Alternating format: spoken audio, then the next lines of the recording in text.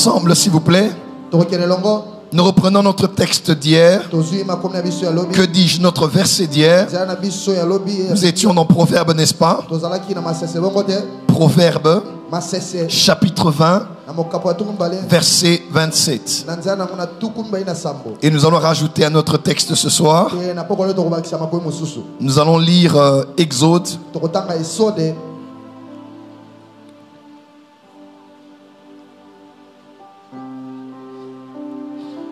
Nous allons lire Exode. Exode. Chapitre 25, versets 31 à 39. 25, 31 à 39. Dans nos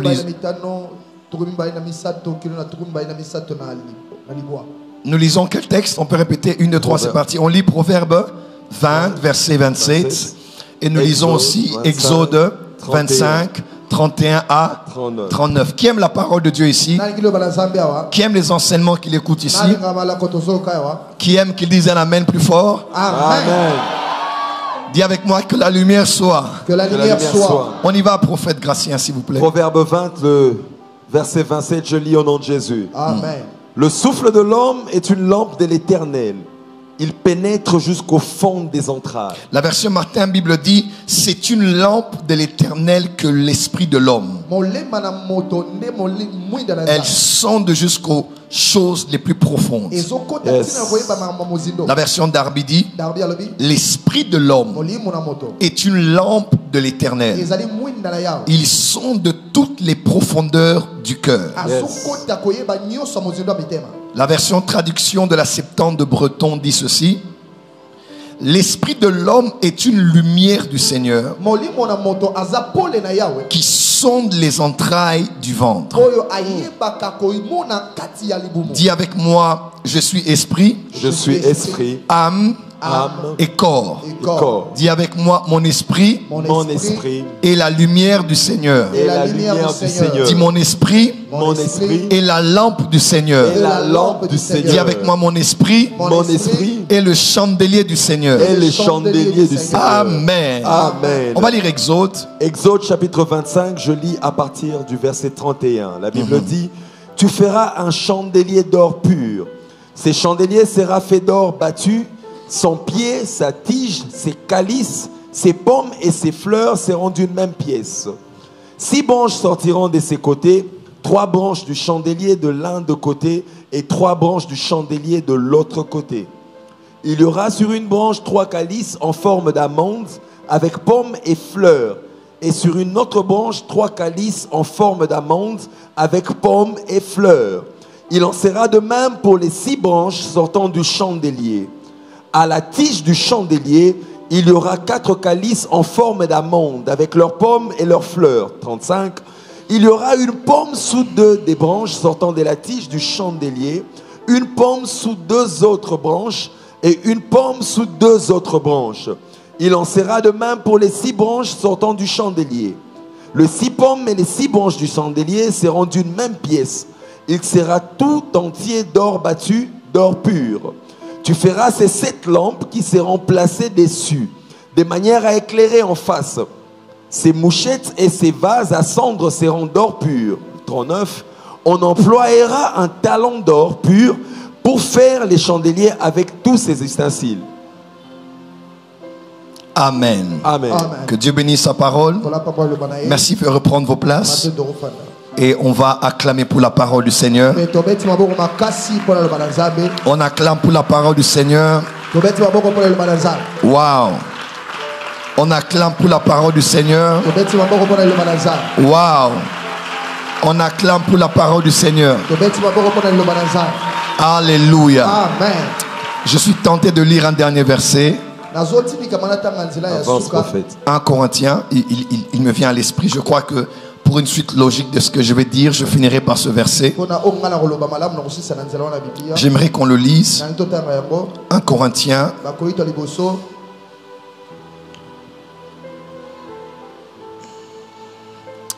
1 Corinthiens 2, verset 10. et 11. 1 Corinthiens 2, verset 10 et 11. 1 Corinthiens 2, verset 10 et 11. 1 Corinthiens chapitre 2, verset 10 et 11. La Bible dit: Dieu nous les a révélés par l'Esprit, car l'Esprit sonde tout, même les profondeurs des dieux.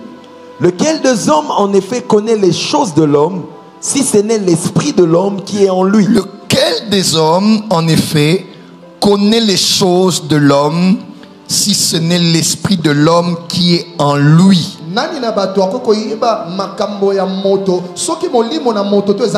Pour mieux comprendre ça, lis la suite. De même, personne ne connaît les choses de Dieu si ce n'est l'Esprit de Dieu. Puisque Dieu a un esprit qu'on appelle l'Esprit de Dieu, partie prenante de la Trinité, l'Esprit de Dieu connaît les choses qui concernent Dieu, connaît ce qui concerne Dieu. Je parle précisément du Père, n'est-ce pas? Yes. On dit de la même manière, vous, autant que le Père, vous avez un esprit. Et cet esprit, c'est votre esprit. Autant que l'Esprit de Dieu qui est en Dieu connaît les choses de Dieu, autant que l'esprit, votre esprit qui est en vous connaît les choses qui vous concernent. Dis à ton voisin, les choses qui te concernent, sont connues par ton esprit.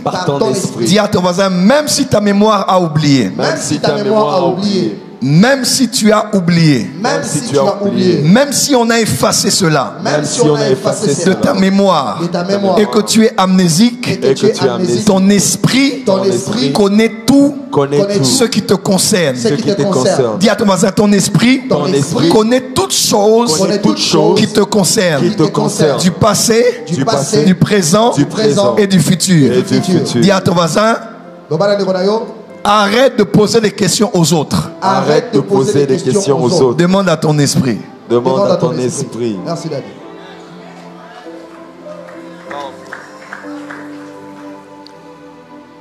Pour connaître les choses qui concernent le prophète, demandez à maman. Pour les choses qui concernent le prophète, demandez au pasteur Dani. Pour demander les choses qui concernent le prophète, demande à papa Christian. Par exemple, pour ne citer que, parce qu'on sait qu'ils sont proches de lui. Et c'est eux qui connaissent les choses qui le concernent. Que dire alors de celui qui est en moi-même? Il me connaît mieux que n'importe qui. Et si tu veux connaître les choses qui concernent l'homme, c'est son esprit qui est en lui qui le connaît. Autant que l'esprit de Dieu qui est en Dieu qui connaît ce que Dieu pense. Acclamez, on va commencer ce soir. Ne change pas trop de mélodie, reste et ne joue pas beaucoup. Laisse la mélodie jouer calmement. Amen. Amen. On peut avancer ce soir. Ce soir, nous parlons sur l'esprit de l'homme, la lampe de l'Éternel. Je répète, l'esprit de l'homme, la lampe de l'Éternel. Alors, je vous ai montré depuis le début que Dieu, dans sa parole, a mis de l'emphase sur deux concepts. Nous le voyons dans Genèse, tout au long de la Bible, et nous le voyons dans Apocalypse. Quels sont ces concepts diamétralement opposés? C'est la lumière et les ténèbres. Verset 2 de Genèse chapitre 1. Il y avait des ténèbres sur la surface de l'abîme et l'Esprit de Dieu se mouvait au-dessus des eaux. N'oubliez pas qu'il y a une connexion entre les ténèbres et les abîmes. On reviendra un autre jour. Il y avait des ténèbres sur la surface de l'abîme. Il y a une connexion entre les ténèbres et les abîmes. Amen. Verset 3. Puis Dieu dit que la lumière soit, et la lumière fut. Dieu vit que la lumière était bonne, et il la sépara des ténèbres. Il appela la lumière jour et les ténèbres nuit, et ce fut le premier jour. Donc dans Genèse 1 déjà, on voit la lumière et on voit les ténèbres. Tout au long de la Bible, on voit aussi la lumière et on voit les ténèbres. Précisément, dans les évangiles, quand vous lisez l'évangile de Jean, je vous l'ai dit ici dans mes introductions, il y a plusieurs mots-clés que l'on voit dans l'évangile de Jean et dans ses épîtres. Il y a le mot vérité, le mot connaissance, avec le verbe connaître. Il y a le mot vie, souvent lié avec éternel. Il y a le mot lumière que l'on voit plusieurs fois. Dans l'évangile de Jean, il y a 7 fois où Jésus se présente comme je suis. Quand vous étudiez bien, je ne les cite pas tous, toutes, mais Jésus dit je suis le chemin, la vie et la vérité. Je suis la porte des brebis. Je suis le bon berger. Je suis le pain vivant descendu du ciel. Quelqu'un me suit? Quelque part il dit je suis la lumière du monde. Et ça dérangeait les Hébreux parce que quand quelqu'un se présente ainsi, il se met à la place donc de Dieu. Ça c'est vrai. Déjà quand vous lisez Jean 1 au verset 3, il dit que cette parole-là était la lumière. La lumière était la vie, et la vie était la lumière des hommes. Donc Jean parle beaucoup de la lumière. 1 Jean, on a vu avec vous la bonne nouvelle qu'on a eue, le témoignage qu'on a eu, c'est que Dieu est lumière et qu'il n'y a point en lui de ténèbres. Et quand on va dans Apocalypse, à la fin d'Apocalypse aussi, on parle encore de la lumière.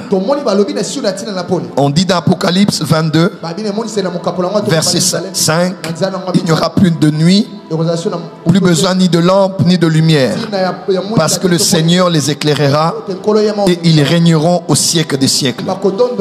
Alors pourquoi Genèse 1, premier chapitre de la Bible, Apocalypse 22, dernier chapitre de la Bible, Genèse 1, écrit par un prophète qui a vu le monde spirituel, il parle de la lumière. Jean chapitre 1, écrit par un prophète qui était aussi apôtre, il parle de la lumière. Et Apocalypse, écrit par le même Jean, à la fin, Dieu précise que de la nouvelle Jérusalem, il n'y aura besoin ni de lampe, chandelier, ni de luminaire, parce que Dieu sera la lumière.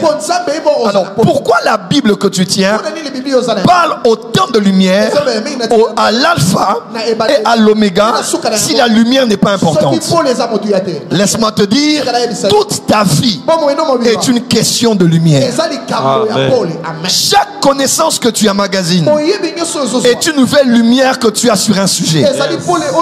Chaque révélation que tu as de Dieu est une lumière nouvelle que tu as de Dieu. Chaque lumière que tu as sur le monde spirituel est une lumière que tu as sur le monde spirituel. Pas de lumière, pas de connaissance. Quand tu es dans les ténèbres, tu es dans l'ignorance. Quand tu es dans la connaissance, tu es dans la lumière. Pourquoi tu es là durant 21 jours? C'est pour avoir des lumières. Pour devenir comme Daniel.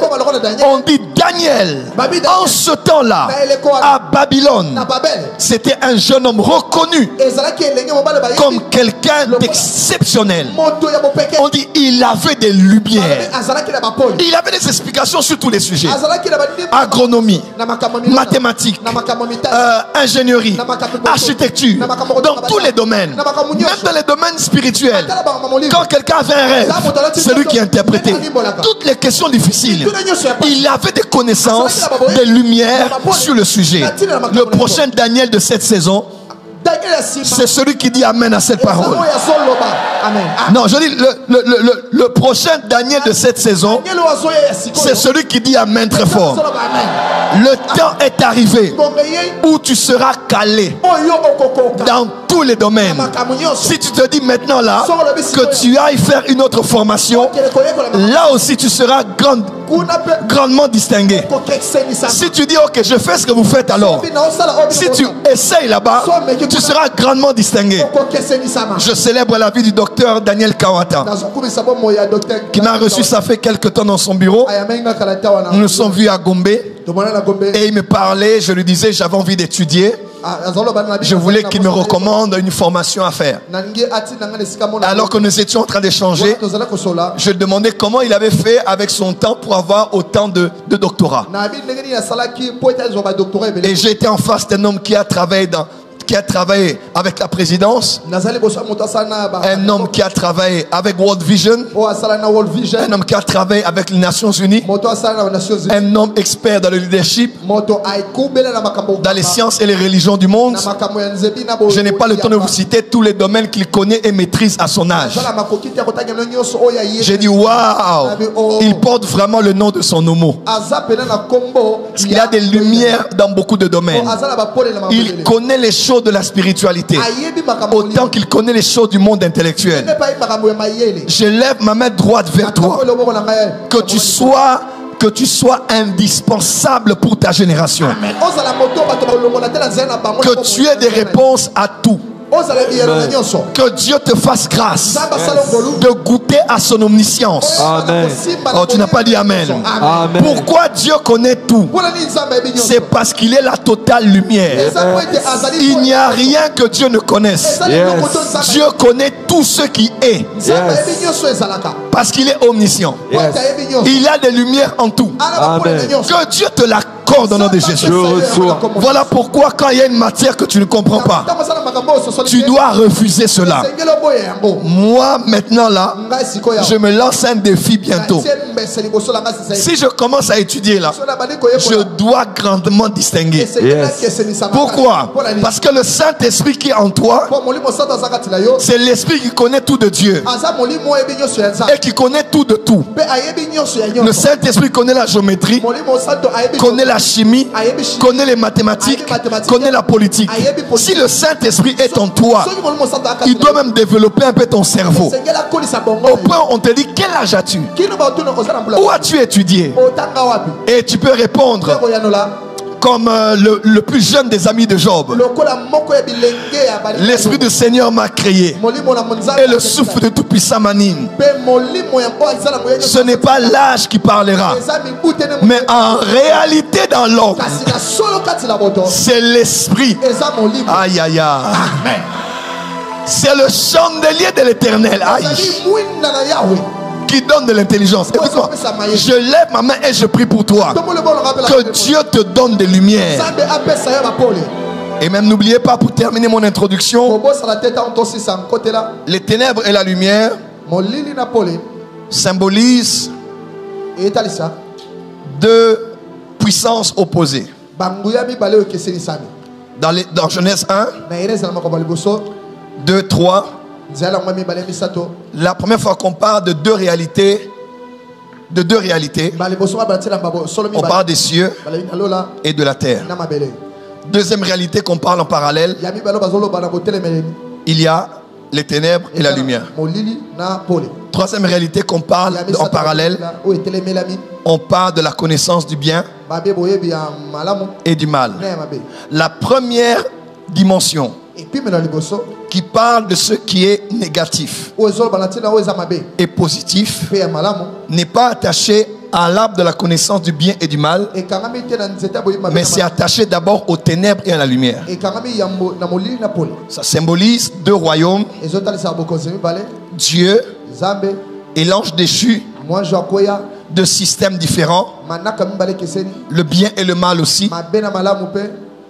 Quelqu'un me suit? Amen. Quelqu'un me suit? Amen. Quelqu'un me suit? Amen. Mais ces deux réalités symbolisent surtout l'éternité. Dis à ton voisin, pour des siècles et des siècles, ceux qui seront sauvés ceux qui seront sauvés régneront avec Christ dans la lumière pour l'éternité. On a lu cela, n'est-ce pas? Apocalypse 22, verset 5. On dit, il n'y aura plus de nuit, plus besoin de ni de lampe ni de lumière. Le Seigneur Dieu les éclairera et ils régneront au siècle des siècles. Donc toute l'éternité future avec Dieu est caractérisée par la présence permanente de la lumière. Et laisse-moi te dire, l'éternité sans Dieu est caractérisée aussi par des ténèbres pour l'éternité sans Dieu. De Pierre, chapitre 2, verset 17. L'apôtre Pierre dit ceci. Il dit, ces gens-là sont des fontaines sans eau, des nuées que chasse un tourbillon. L'obscurité des ténèbres leur est réservée. Je répète, l'obscurité des ténèbres leur est réservée. Une des caractéristiques de l'éternité que passeront ceux qui seront bannis, ceux qu'on traitera des chiens et qui seront dehors, c'est qu'ils passeront aussi toute l'éternité dans les ténèbres. Amen. Amen. Les ténèbres, on appelle ça l'obscurité des ténèbres.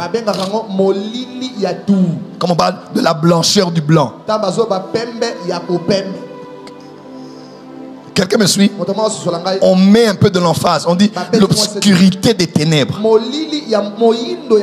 Pour comprendre ça, il faut voir Exode 10. Dieu a frappé l'Égypte de 10 plaies. Et elles étaient comme un peu amplifiées les unes après les autres. La 10e plaie était le coup fatal. Dieu a frappé les premiers-nés des Égyptiens. C'est ainsi que le fils aîné de Pharaon était mort. Mais avant cette plaie, la 9e plaie, l'avant-dernière plaie, c'était quoi? C'était les ténèbres. Dieu a dit à Moïse, Exode 10, verset 21 à 23, il dit, étends la main vers le ciel et qu'il y ait des ténèbres sur tout le pays d'Égypte et qu'on puisse les toucher. Dis à ton voisin, on a touché les ténèbres. La Bible déclare, verset 22 du chapitre 10 d'Exode, Moïse étendit sa main vers le ciel et il eut d'épaisses ténèbres dans tout le pays d'Égypte pendant 3 jours. Dans 3 jours, il y avait des ténèbres. On pouvait toucher les ténèbres. Et on dit, on ne se voyait pas les uns les autres. Et personne ne se leva de sa place pendant 3 jours. Mais il y avait de la lumière dans les lieux où habitaient tous les enfants d'Israël. Amen. Vous imaginez un peu? Laisse-moi te dire, pour l'éternité, les gens vivront dans l'obscurité des ténèbres. Mais il y a une seule époque dans le chronos où l'être humain a vécu les prémices de l'enfer. C'était lors de la 9e plaie. Frère, quelqu'un était assis ici. Il y avait tellement de ténèbres, il ne voyait même pas celui qui était à côté. La lune n'a pu rien faire. Le soleil n'a pu rien faire. 3 jours et 3 nuits. Personne ne s'est levé de sa place parce qu'on ne savait pas où mettre le pied. L'éternité sans Dieu sera comme ça. Ça c'est vrai. Le mal avec l'enfer, comme on appelle l'enfer pour l'éternité, c'est que les gens vont vivre dans les ténèbres. Il n'y aura ni ton mari, ni ta femme, ni ton oncle, ni une connaissance. Tu seras comme en Égypte, seul dans les ténèbres, dans l'obscurité des ténèbres. Et de la même manière, parce que la 9e plaie symbolisait l'éternité future. Ce qui s'est passé en Égypte a été la préfiguration de l'éternité à la 9e plaie.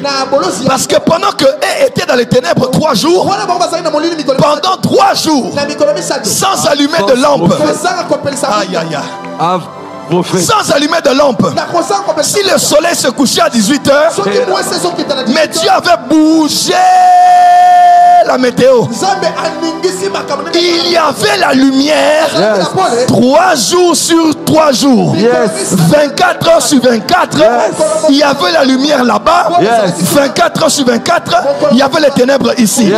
Frère, ne rate pas le ciel. Amen. Rate un rendez-vous à l'ambassade. Rate le jour de fiançailles. Ça ne sera pas le cas pour toi de toutes les manières. Mais rate tout. Mais ne rate pas l'éternité avec Dieu. Ceux qui seront là, ils ne verront ni un soleil, ni la lune, ni les ampoules. Mais Dieu lui-même sera la véritable lumière, en qui il y a point de ténèbres. Voyez l'importance de la lumière et les ténèbres. La lumière est une réalité spirituelle, divine, mais aussi éternelle. Les ténèbres sont une réalité spirituelle, luciférienne, mais aussi éternelle. S'il vous plaît, ne ratez pas le ciel. Ne ratez pas l'enlèvement. Donnez vos vies à Jésus-Christ. Donnons-nous à Dieu. Cette terre n'a plus pour longtemps. Il n'y a rien de nouveau que nous allons voir. Les hommes ont vécu avant nous. Des belles femmes ont vécu avant nous. Des grands rois ont vécu avant nous. Des hommes riches ont vécu avant nous. Ils sont tous passés. L'un des plus grands de tous les temps, à part celui du Mali, se trouvait en Israël. Il s'appelait Salomon. Il a goûté à tout ce que quelqu'un peut goûter. Il a eu des femmes avec toutes les formes possibles. Il a goûté à toute forme de gastronomie. Il a testé toute forme de spiritualité. Il a voyagé. Il a posé des questions à des sages. Il les a tous défiés. Il s'appelait Salomon. Après il dit: ah, jeune homme, réjouis-toi pendant les jours de ta vie. Mais n'oublie pas, un jour vient où ton créateur t'appellera en jugement. Et il a dit: vanité de vanité. Tout est vanité et poursuit devant. Cette terre passera, les beaux vêtements passeront, ton argent passera, les milliards que tu as passeront. Mais une chose est sûre, l'éternité est une réalité. N'espère pas en Dieu que pour cette vie terrestre limitée et triste, il y a une vie meilleure. Même si tu n'es pas allé à Paris, tu n'es pas allé à New York, tu n'es pas allé à Genève, tu n'es pas allé à Bruxelles, tu n'es pas allé à Washington. Il y a une ville que l'on prépare pour nous. Cette ville, c'est l'épouse de Dieu qui s'appelle la Nouvelle Jérusalem. Elle est en train d'être préparée. Elle est en train d'être aménagée. Le jour vient, elle descendra du ciel. Elle s'établira sur la terre. Nous allons vivre là. Merci, avec Jésus pour l'éternité. Ne perds pas ton salut pour un plaisir de 2 minutes. Ne perds pas ton salut pour une compromission. Sinon tu passeras l'éternité dans l'obscurité des ténèbres. Avance, prophète. L'Égypte a prophétisé l'éternité de l'humanité. À Goshen, ils étaient dans la lumière. Ils n'ont pas connu les ténèbres. Mais le reste de l'Égypte était dans l'obscurité de la nuit.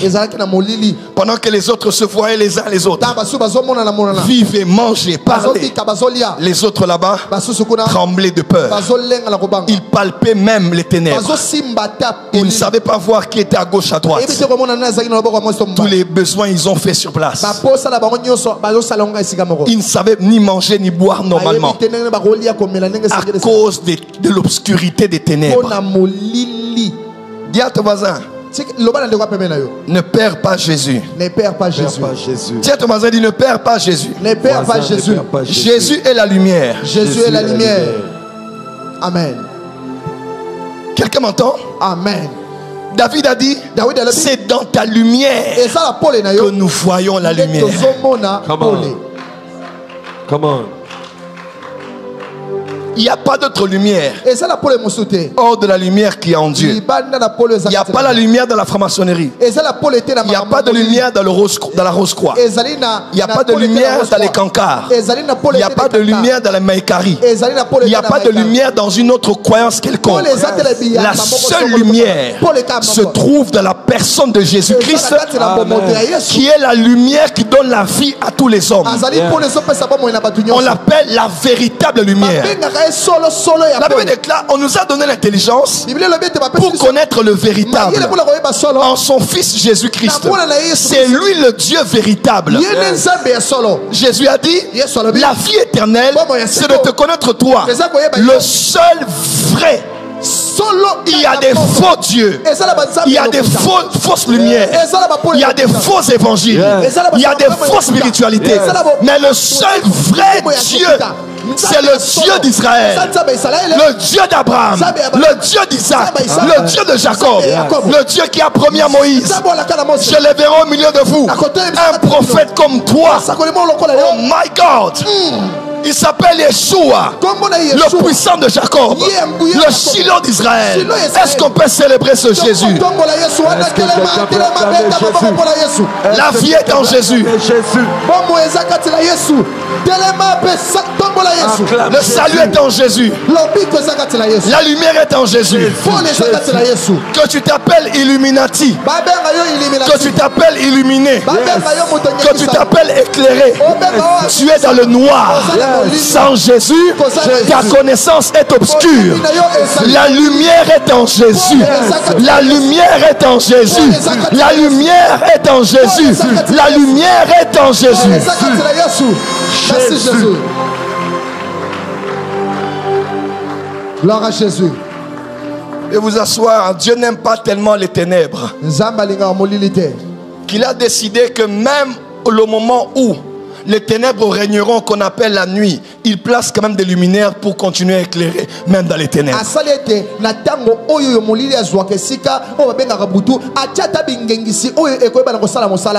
Parce que Dieu, sachant que même les ténèbres qui seront là, symbolisées par la nuit, il doit continuer encore à éclairer. Voilà pourquoi il y a la lune, il y a le soleil la journée, il y a les étoiles. Parce que Dieu aime la lumière. Amen. La Bible déclare, Dieu t'a créé à son image. Tu es esprit, n'est-ce pas? 1 Thessaloniciens 5 verset 23. Tu es esprit, âme et corps. Et Proverbe dit, Dieu tellement il n'aime pas les ténèbres, il a fait qu'une partie de ton être soit appelée lumière. Pourquoi? Parce que Dieu ne peut pas conduire quelqu'un qui n'a pas la lumière.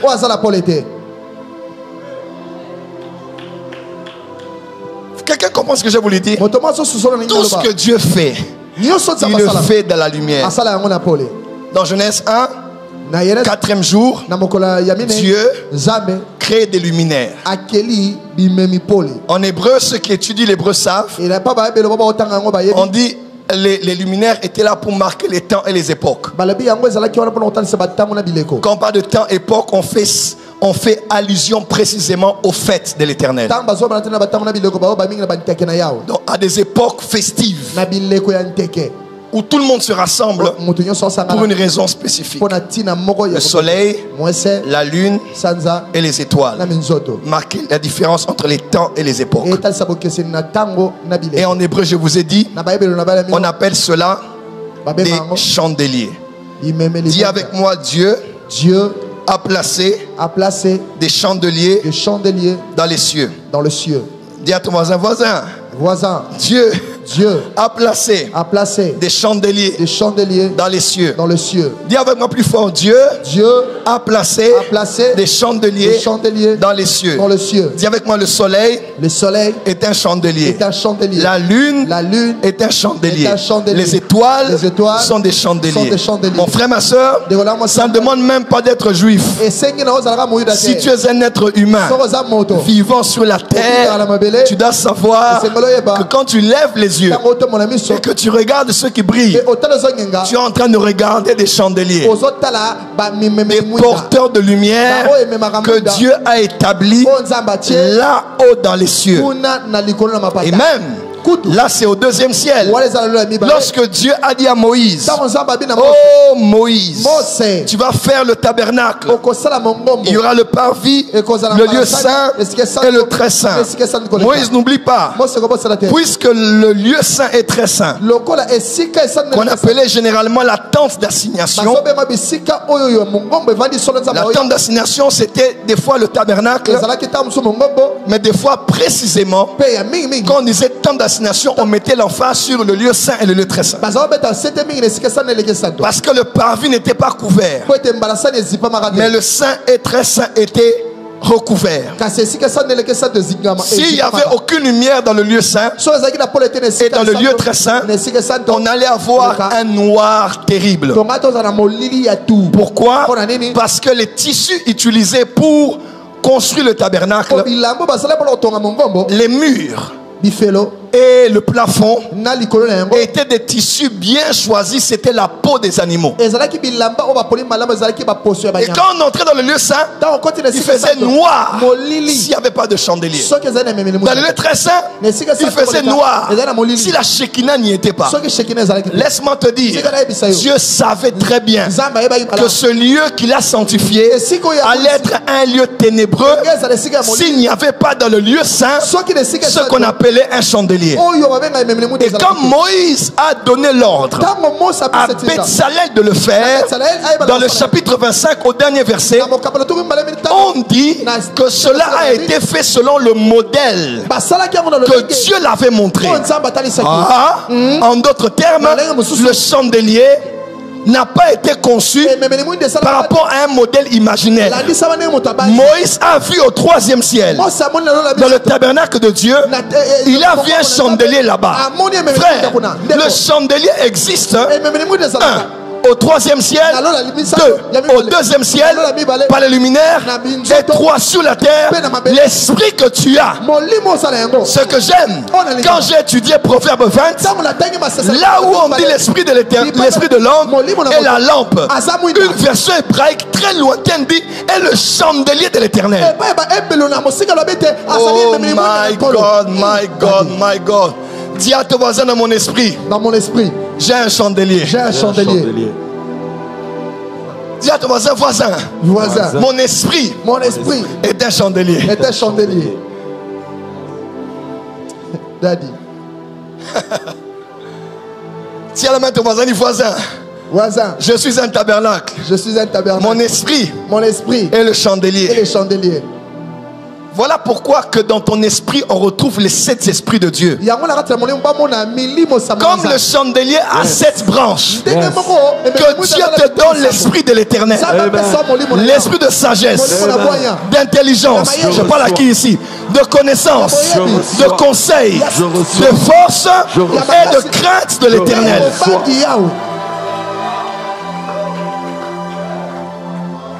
Dis avec moi, je suis un chandelier. Je suis un chandelier. C'est fort. Voilà une petite représentation. Tout le monde voit? Acclame très fort le Seigneur. Je répète, au 3e ciel, il y a un chandelier. Au 2e ciel, il y a des chandeliers. Ici sur terre, il y a des chandeliers dans chacun de nous. Pourquoi? Parce que Dieu aime la lumière. Partout Dieu doit régner. Au 3e ciel, au 2e comme au 1er, Dieu doit avoir la lumière.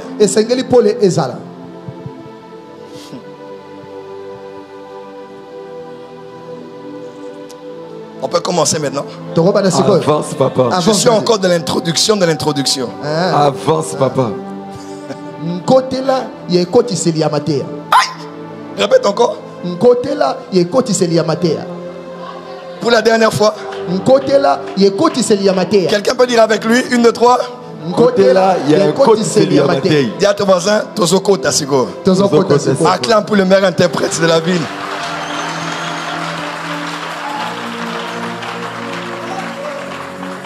Alors quand vous voyez le chandelier, en hébreu il est appelé le menorah. Ta fille s'appelle? Ma fille, elle s'appelle Praise. Praise. Qui m'a dit que son enfant La s'appelait fille du Menorah? pasteur Mike. Fils du pasteur Ah, Mike. le fils du pasteur Mike. Ouais. Il s'appelle comment? Menorah. Menorah. Menorah veut dire chandelier.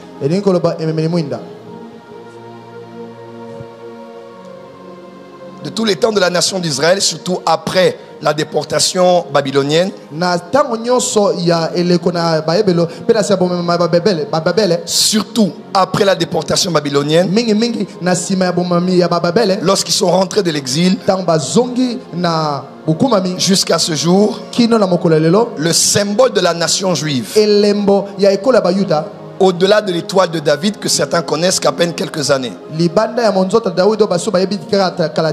c'est la menorah. Lorsqu'on voit la menorah quelque part, le menorah, la menorah quelque part, devant une maison, un magasin, sur un livre, ou symbolisé comme un sceau, sur un document, on sait tous que cela représente la nation juive. Le chandelier a un sens très profond pour la nation d'Israël, au point où il est celui qui est même le symbole de toute la nation. Lorsque on pense à la croix, au-delà de la croix rouge, de la pharmacie, d'un cimetière ou du signe arithmétique plus, quand on pense à la croix, on pense généralement au christianisme, n'est-ce pas? Amen. Deuxièmement, lorsqu'on voit le croissant lunaire avec à côté une étoile à 5 branches, on pense à l'islam, n'est-ce pas? Amen. Parce que les 5 branches signifient les 5 bases de la foi même islamique. Lorsqu'on pense aux nazis, sans les connaître, et on voit une croix gammée quelque part, on sait exactement que c'est un signe du nazisme. Et lorsqu'on voit le menorah, on doit avoir la révélation, premièrement, de savoir qu'on parle d'Israël, et deuxièmement, on parle de l'église. Jean qui a écrit Apocalypse fut emmené en esprit dans le jour du Seigneur. Le jour du Seigneur a 2 interprétations. Soit certains commentateurs bibliques disent que c'est le jour où Dieu avait décidé de le visiter. Deuxièmement, jour du Seigneur veut dire aussi dimanche. Quelqu'un me suit? Amen. Et il est allé en esprit. Et le Seigneur l'a fait entendre sa voix derrière lui. Le temps qu'il se retourne, son corps physique est tombé à ses pieds comme mort. Il a vu un homme avec un fin lin, une ceinture d'or autour de la taille. Il avait à sa droite 7 étoiles et il était au milieu de 7 chandeliers, de 7 menorahs. Alors pour ceux qui pensent que quand on met ça, on parle de la Kabbale, vous êtes méchants et vous êtes sorciers. Ça c'est vrai. Parce que j'aimerais vous parler comme prophète. Il y a un esprit d'antisémitisme dans l'église aujourd'hui. Cet esprit a existé depuis la nuit des temps. L'esprit de Pharaon qui veut détruire les Juifs. L'esprit d'Aman à l'époque de Mardoché qui veut tuer les Juifs. L'esprit de Babylone qui enchaîne et met en prison des Juifs. Quelqu'un me suit? Amen. Quelqu'un me suit? Amen. L'esprit de Rome qui domine et persécute l'église et détruit le temple. Plus tard, à part les Néron et tous les empereurs romains, on a eu l'un des plus puissants qui s'appelait Adolf Hitler. Vous connaissez l'histoire avec la Shoah. On a tué des millions de juifs. Et l'une des raisons principales, c'est parce que ce petit peuple minoritaire était en train de se distinguer dans plusieurs domaines. Dans le domaine d'être avocat, d'être médecin, dans plusieurs domaines, il se distinguait en Allemagne, en Autriche et dans plusieurs parties de l'Europe. Une haine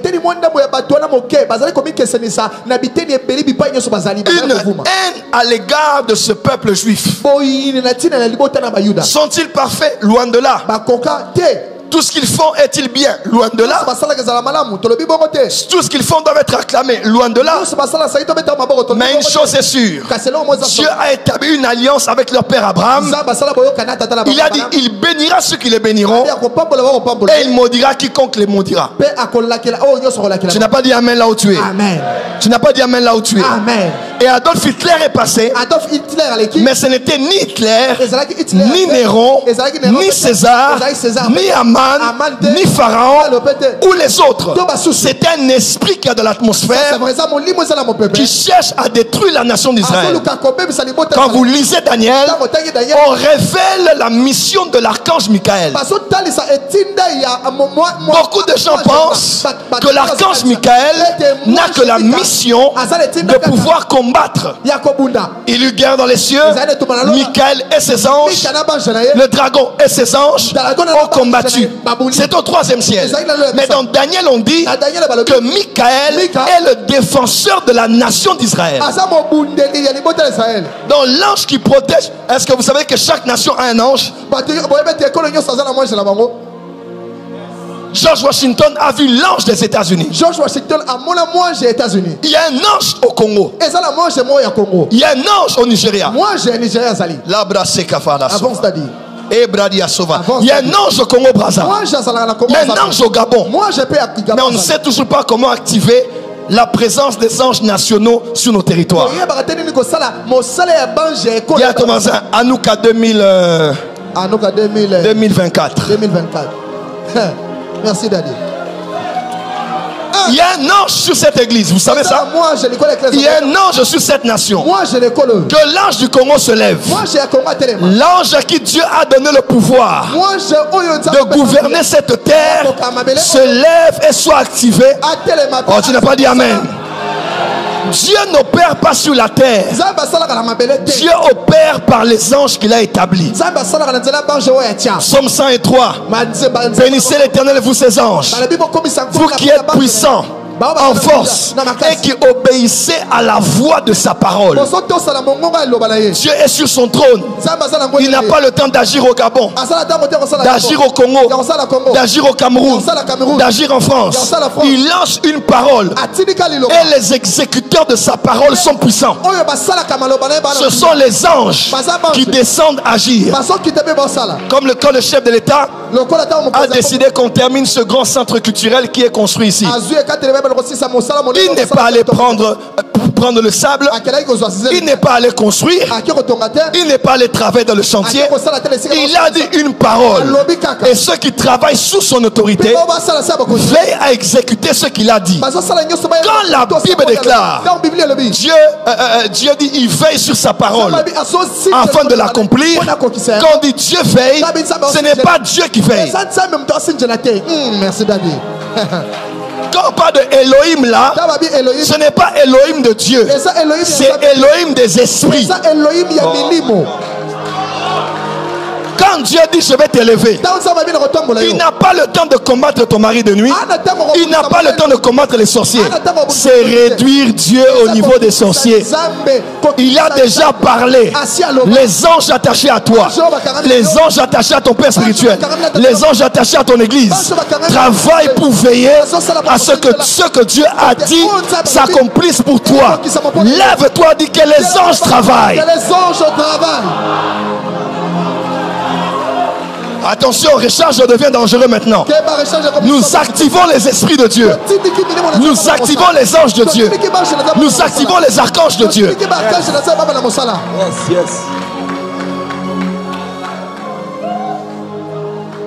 La tef c'est avala seva. Avance, Daddy. Ale pradi azo pradi amazo. Avance, Daddy. Est-ce que les saints de Sion sont ici? Est-ce que ceux qui aiment la parole révélée sont ici? La paix, la ziva, li amande. Avance, Daddy. Able soblazeva. Avance, Daddy. Allo pradi avaza. Il y a dorénavant un autre esprit qui est levé pour attaquer Israël. Et les Juifs partout où ils sont. Mais ce qui est grave, c'est que cet esprit n'est plus que dans une nation ou dans certaines idéologies philosophiques. Aujourd'hui, cet esprit est entré dans l'église. Cet esprit ne pousse pas les gens à haïr Israël, mais indirectement, elle a suscité des prédicateurs, des enseignants, des voix dans l'église pour commencer à dénigrer Israël, à rabaisser Israël.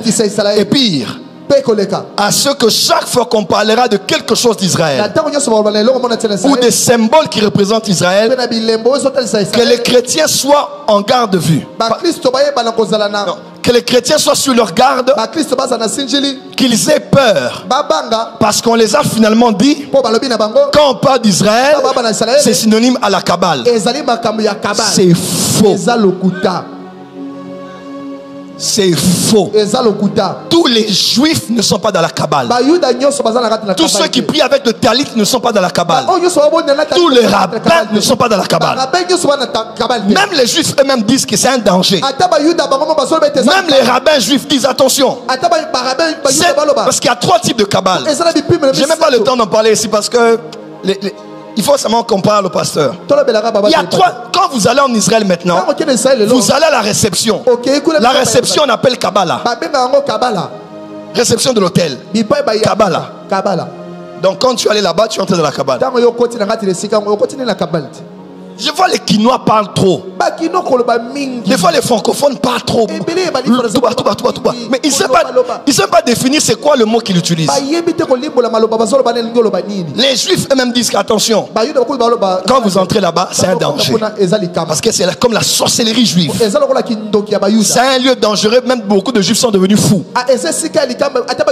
Même les juifs eux-mêmes ont peur de ça. Donc ce n'est pas parce qu'on voit un juif. Quelqu'un m'a vu avec notre ami juif là, on s'est salué, on préparait le voyage et dit voilà.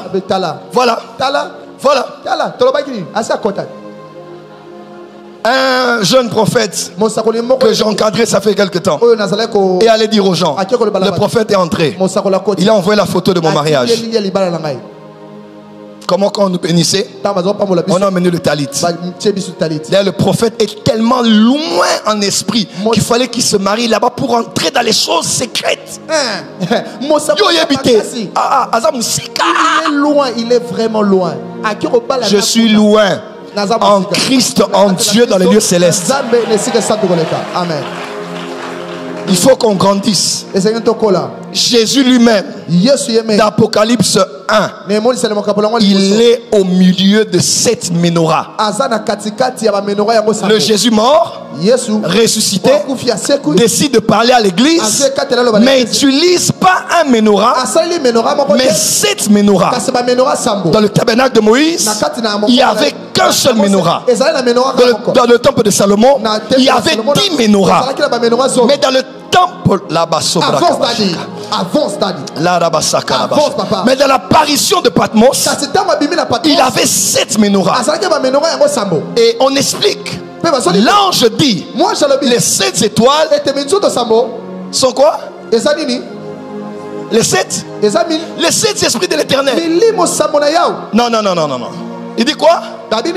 Lisez bien. Il dit d'abord, les 7 chandeliers sont les 7 églises. Et les 7 étoiles sont quoi? Sont les 7? Non, lisez.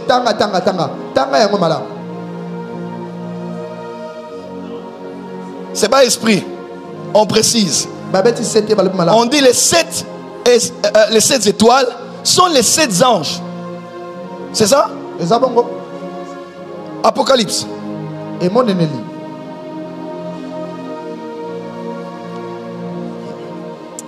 Dis à ton voisin, on monte. Dis à ton voisin, on monte. On monte. Apocalypse 1. Verset 20. Le mystère de 7 étoiles que tu as vu dans ma main. Là c'est Jésus qui dit. Voilà, et les 7 chandeliers d'or, les 7 étoiles sont les 7 anges des 7 églises. Et les 7 chandeliers sont les 7 églises. Les 7 étoiles étaient 7 anges. Et les 7 chandeliers étaient 7 églises. Autant qu'Israël comme nation était symbolisé par la menorah,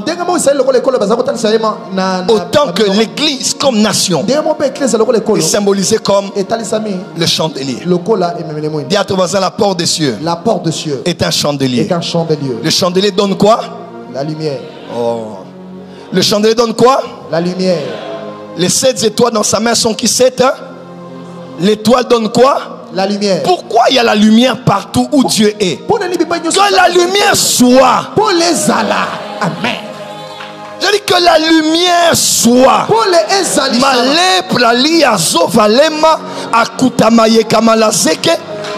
Que ton étoile brille. Que toi qui es étoile, que tu brilles. Je dis que tu brilles là où tu es. Merci Daddy. En d'autres termes, pour conclure l'histoire d'Israël ici, tout celui qui va en Israël ne va pas en Israël pour être perdu. Je suis aussi contre les extrêmes, n'est-ce pas? Il y a des gens maintenant, quand ils vont là-bas, c'est pour se judaïser. Hein? Parce que maintenant, il est dans la superstition juive. Quelqu'un m'a dit, tu iras te faire baptiser? J'ai dit, j'irai nager au Jourdain. Mon baptême en Jésus est largement suffisant. Oh non, ce baptême-là est terrible, papa Atika. C'est à cause des dérives comme ça que petit à petit on sort, on commence à oublier ce que Jésus a déjà fait. Le baptême d'eau est suffisant au nom du Père, du Fils et du Saint-Esprit. C'est fini. On ira au Jourdain, ça sera symbolique, ça sera historique, on fera peut-être si on veut. Mais ça ne veut pas dire que si je ne suis pas baptisé là-bas, ma vie ne changera pas. Parce que beaucoup de pasteurs font du commerce avec ça maintenant. Maman, le cas de ta délivrance est terrible. Dieu me dit que je dois prier pour toi au Mont Carmel. Prépare $3000. Et les gens partent là-bas. Là, c'est la manipulation. Il n'y a aucune huile que tu achèteras en Israël qui est plus puissante que l'huile sur laquelle on a prié au nom de Jésus. Là-bas, mais là, dit Amen bien. Amen, papa. Amen. Il n'y a aucune prière que tu fais qui est moindre que les prières que tu feras à Gethsemane. Quelqu'un me comprend? Amen. Quelqu'un me comprend? Amen. Merci. Quelqu'un me comprend? Amen. Mais des fois, pour que Dieu te visite, il peut aussi utiliser ta présence là-bas. Dans des lieux symboliques. Pour manifester la puissance qu'il a manifestée à quelqu'un dans ces lieux-là. Mais c'est des cas que Dieu choisit dans sa souveraineté. Quelqu'un peut dire Amen? Amen. Mon frère, le prophète Jogras, donnait son témoignage. Les réunions qu'il fait chaque mois ici. Avec des milliers de personnes à la montagne. Il a une inspiration où? En Israël.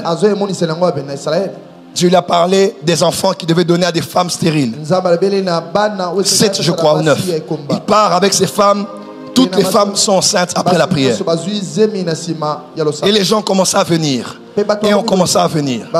Dis à ton voisin, on va aller en Israël. N'enlève pas mon mouchoir, mon chat. Papa.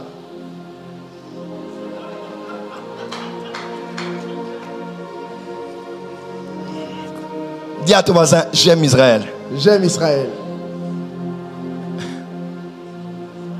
Nous sommes l'image de Ruth et de Naomi. Naomi était juive.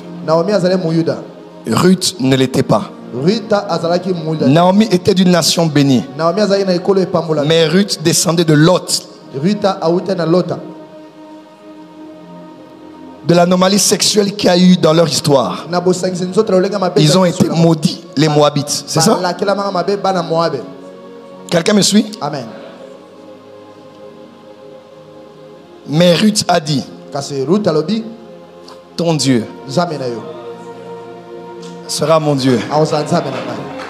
Ton peuple sera mon peuple. Où tu iras, j'irai. Où tu mourras, je serai enterré. Nous sommes à un temps prophétique où nous, les nations qui symbolisons Ruth, nous devons nous attacher à Israël qui est symbolisé par Naomi. Pourquoi? Parce que le destin se prépare et le calendrier eschatologique est en train de se mettre en place. N'oubliez pas, bien que c'est Naomi qui a introduit Boaz à Ruth, mais Naomi n'a pas vu en premier Boaz qui nous a introduit Yeshua. C'est Israël. Jean 4. Car le salut vient des Juifs. Les Juifs nous ont donné les patriarches, nous ont donné la loi, les prophètes, les Nouvim et les Ketuvim, nous a donné les apôtres, nous a donné la première église. Hein? Merci Daddy. Et nous a donné le Messie. C'est Israël qui nous a introduit Jésus. C'est lorsqu'il est venu vers eux et ceux qui ne l'ont pas reçu qui s'est tourné vers nous les nations.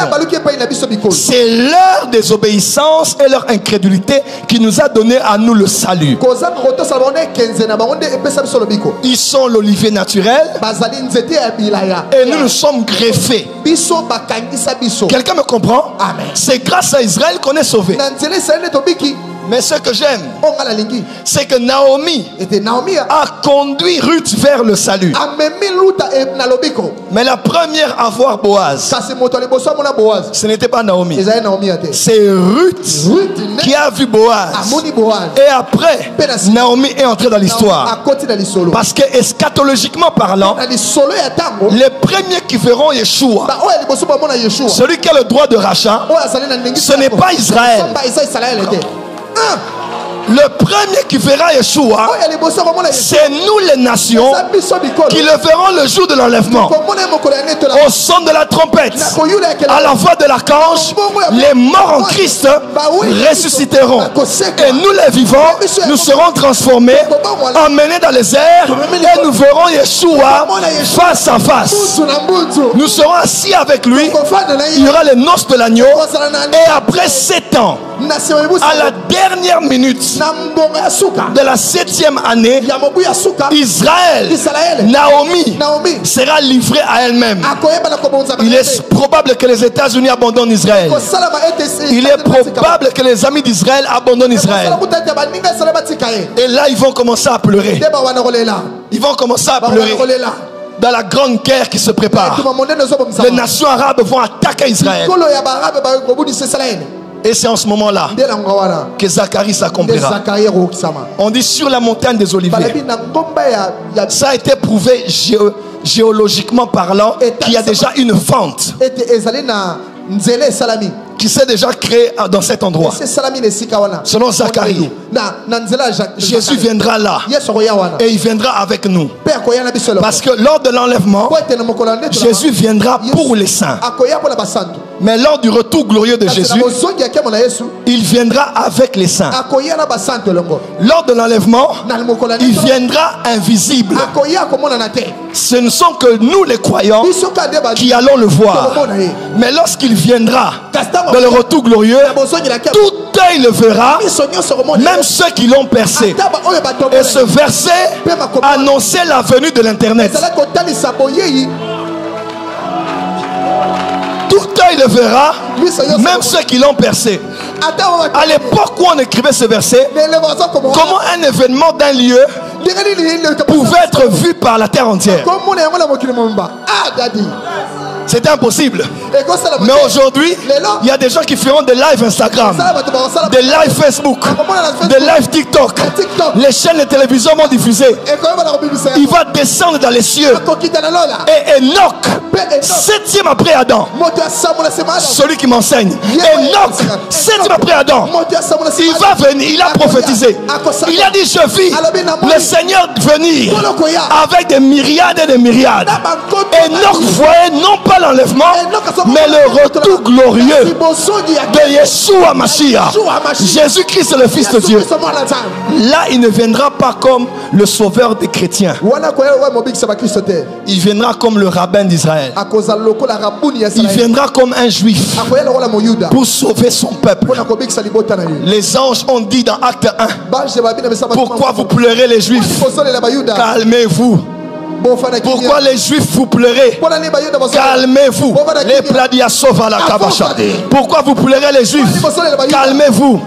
Le même que vous voyez partir là, le jeune homme de 33 ans, juif de la tribu de Juda, qui est en train de partir, c'est comme ça qu'il reviendra.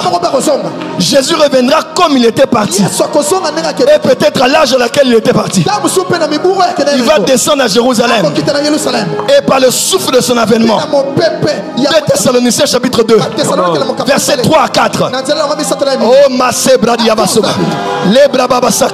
par le souffle de son avènement, l'antichrist sera détruit, parce que l'antichrist va entrer dans le sein des saints. Attention, Daniel a dit que celui qui lise fasse attention. Comment? Eschatologie. El professeur. Oh, dis avec moi, Jésus est Seigneur. Jésus est Seigneur. Makopalia Mazeva. La Pralia Zova le Kebe. Oh, mal. Dis avec moi, j'aime Jésus. J'aime Jésus. Il viendra comme politicien. Il va s'asseoir sur le trône de David. Il sera un grand rabbin. Il va expliquer les mystères de la Torah. Tous les peuples viendront adorer à Jérusalem. Satan sera lié pendant 1000 ans. Et nous, il nous donnera les récompenses des villes. Toi, tu auras Singapour, une ville à Singapour. Toi, tu auras LA, Los Angeles. Toi, tu auras Miami Beach. Hein? Oh, tu ne dis pas amen? Amen. Toi, tu auras le Caire, l'autre Johannesburg, l'autre aura Cape Town. Nous allons régner avec Jésus sur la terre pendant 1000 ans, et le centre gouvernemental sera Israël. J'aime la parole. Est-ce que quelqu'un aime la parole ici? Amen. Dis avec moi, j'aime la parole. J'aime la parole. Merci David. Je ferme la parenthèse. C'est fort.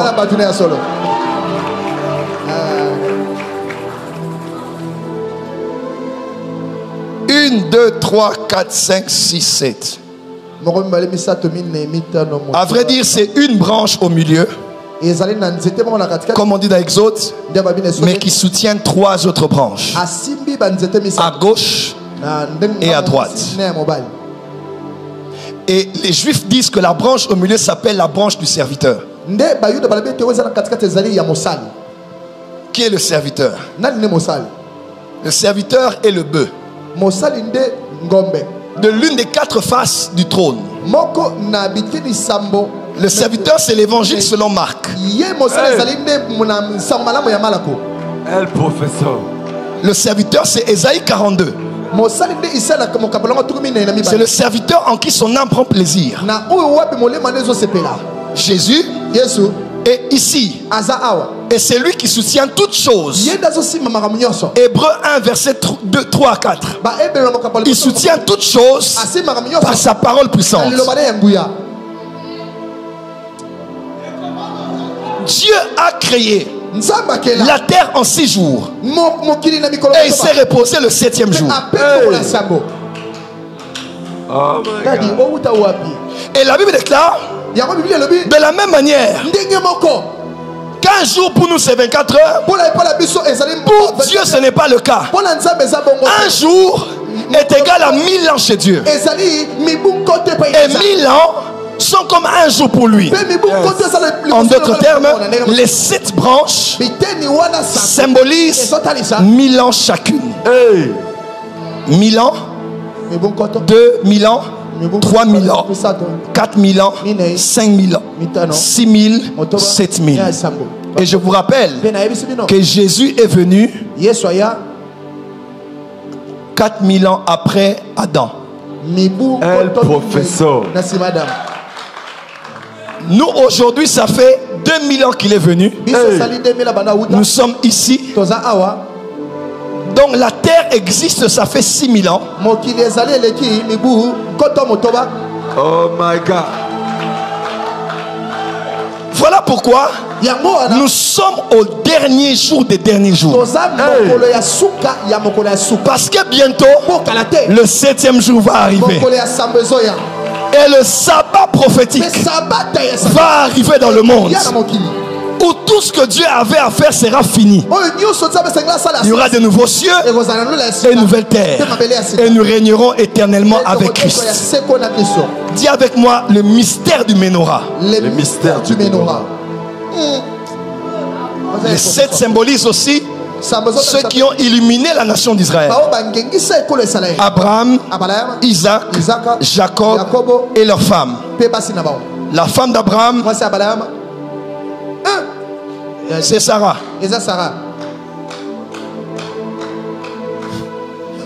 La femme d'Isaac, c'est Rebecca. Et celle de Jacob, c'est Léa et Rachel. Selon Ruth qui dit que tu sois béni comme Léa et Rachel, qui toutes deux ont bâti la nation d'Israël.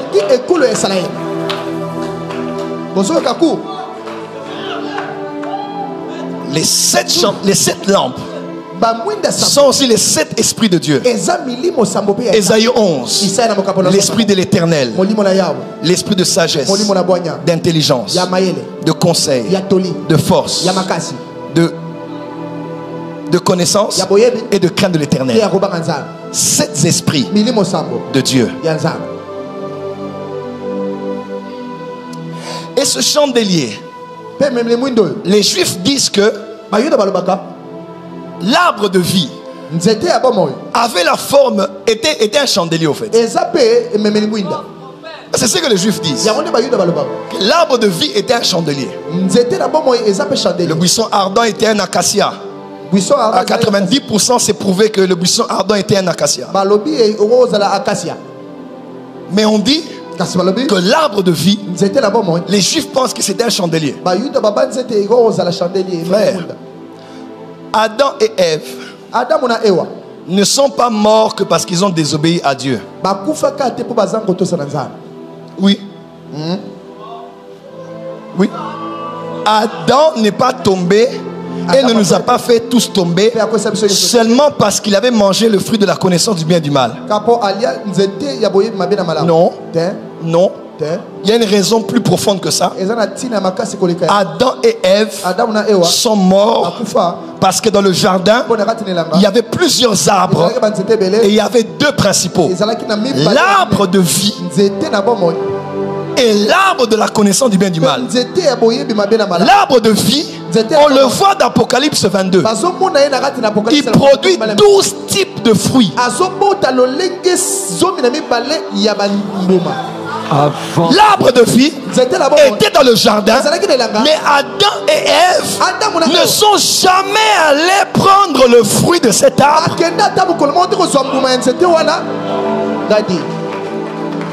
Ah, tu n'as pas compris. Quand ils ont mangé l'arbre de la connaissance du bien et du mal, ils ont connu la mort. Ils ont dit hey, on peut aller récupérer en allant manger le fruit. Dieu a dit stop. Dieu a appelé du ciel. Il dit que 2 chérubins descendent ici. Oh ma, est-ce que la porte des cieux est là? Est-ce que la porte des cieux est là? Dieu a dit que 2 chérubins descendent ici.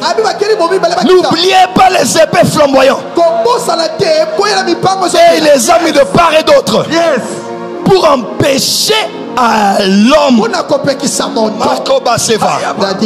pour empêcher à l'homme de manger du fruit de cet arbre. Le problème n'était pas de ne pas manger. Le problème était pourquoi n'avez-vous pas mangé l'autre?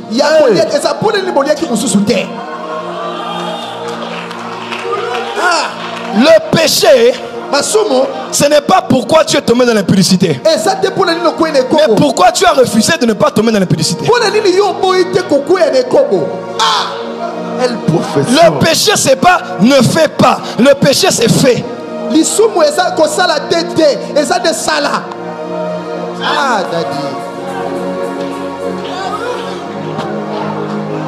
Comment vous expliquez ça? Avance, papa. Dieu ne conduit pas quelqu'un en lui disant ne faisant pas, mais en lui disant fais.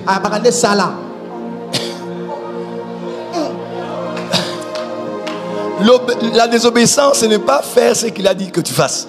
Il y a une partie cachée de l'histoire de Genèse qu'on n'a pas compris. Il devait manger le fruit parce que l'accès était libre. Pourquoi allons-nous vivre éternellement? Nous allons manger de ce fruit éternellement.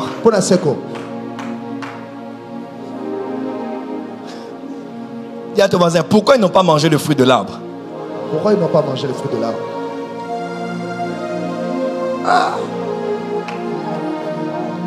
Quand ils ont voulu récupérer, Dieu a dit stop. L'arbre était là. Vous n'étiez pas allé manger. Maintenant là, accès barré. Aujourd'hui, l'arbre de vie, à part son aspect eschatologique, l'arbre de vie lui-même c'est Jésus-Christ. Je suis le cep et vous êtes les sarments. Sans moi vous ne pouvez rien faire. Dieu te met au défi. Dieu dit ose faire quelque chose sans moi, tu verras si tu vas réussir. Tu n'as pas compris. Dieu dit ose faire quelque chose sans moi et tu verras si tu vas réussir. Celui qui bâtit, si l'Éternel ne bâtit pas, il bâtit en vain. Celui qui garde ses enfants sans que l'Éternel garde les enfants là, tu veilles en vain.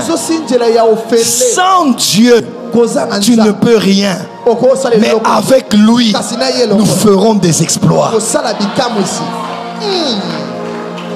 Jésus est la vie aujourd'hui à laquelle nous avons pris part. Une vie complète, quantitativement et qualitativement. Dis à ton voisin le menorah. Les menorahs. Quelle matière? Dis à ton voisin l'arbre de vie. L'arbre de vie. Change de voisin, dis l'arbre de vie. L'arbre de vie. Prophète Gracien, je crois que si ce fruit défendu avait une connaissance pour ouvrir les yeux, je crois que le fruit de l'arbre de vie a une autre connaissance pour ouvrir les yeux. Merci.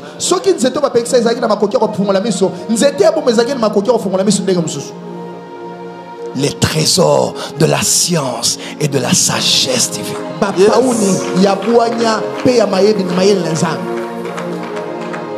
Dis avec moi menorah. Menorah. Dis encore très fort menorah. Menorah. Je vois un de tes enfants ou petits-enfants s'appeler menorah. Ça c'est vrai. Cet enfant sera le chandelier dans votre maison. Amen. Bon, prophétiquement, cite ton nom et mes menorah à la fin. On y va. Prophète Joël Francis Tatou Menorah. Présente-toi à ton voisin de gauche et de droite. Vas-y. Vas-y. Vas-y. Pasteur Ben et Kola Mozart Menorah. Vas-y. Vas-y. Vas-y. Vas-y. Présente-toi à quelqu'un d'autre. Vas-y. Non, lève-toi là où tu es. Là. Menorah. Présente-toi et mets menorah à la fin. Même toi en ligne. Écris ce soir. Tu es le chandelier de ta famille. Le chandelier de ton église. Le chandelier de ta nation. Lorsque David a voulu être oint, Israël a dit cet homme est la lampe de l'Éternel. Frère, il y a des hommes qui sont des lampes. Il y a des hommes qui sont des chandeliers. Tant qu'il est au pays, tout est clair. Quand il quitte le pays, les ténèbres sont là. Laisse-moi te dire, tu deviens irremplaçable et indispensable. Personne ne fera ce que toi tu vas faire. Personne ne prêchera comme toi tu dois prêcher. Tu es une pièce unique. Il n'y aura pas de modèle comme toi. Dieu n'a pas de photocopie au ciel. Dieu n'a pas de photocopie au ciel. Dieu n'est pas à court d'inspiration pour avoir répété un modèle ancien en toi. Ou pour répéter un nouveau modèle par toi. Il n'y avait pas un semblable à toi. Il n'y aura pas après semblable à toi. Tu es seul et unique. Une pièce unique. Un chef-d'œuvre de Dieu. Sur le marché, il n'y a pas d'eux. On peut fouiller sur internet. On ne te verra pas commercialisé. Tu es spécial. Tu es le chandelier de ton pays. Le chandelier de l'imité. Le chandelier de ta génération. Cite ton nom et mets chandelier à la fin. Prophète Joël Francis Tatou Chandelier. Merci Daddy. Tu ne peux pas être assis là où tu es. Lève-toi là où tu es. Cite encore ton nom très fort. 1, 2, 3, go. Chandelier. Aïe aïe aïe aïe aïe aïe aïe. Ça c'est vrai. Déjà de regarde ton voisin. Présente-toi. 1, 2, 3, plus fort.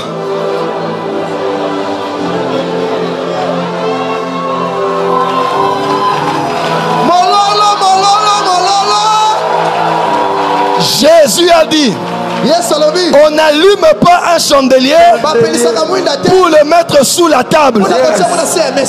Parce que sous la table, la lumière ne sera pas vue. Mais on met la main sous la table. Je vois Dieu mettre sous la table où tu es. Là où on t'a caché, Dieu met sa main. Là où on t'a isolé, Dieu met sa main. Dans le quartier lointain où vous habitez, Dieu met sa main. Je vois Dieu se courber. Je vois Dieu se coucher. Je vois Dieu te récupérer. Parce que la lumière que tu as doit être consommée par la multitude. Je prophétise sur toi. Dieu fait ça pour faire ça. Dieu fait ça pour faire ça. Alokota kanase, atomoli likolo. Alokota kanase, atomoli likolo. Alokota kanase, azotomola o likolo.